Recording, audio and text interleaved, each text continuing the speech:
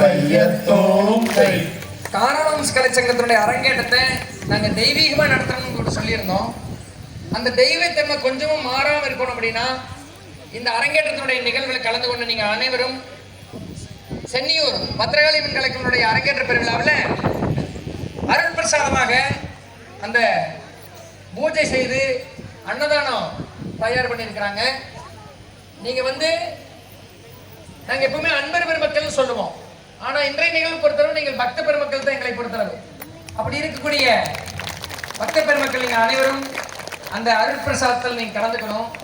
என்றைக்கும் இல்லாத நிகழ்வாக நாங்க வேல் வைத்து இன்னைக்கு அந்த அபிஷேகம் செய்ய போறோம்.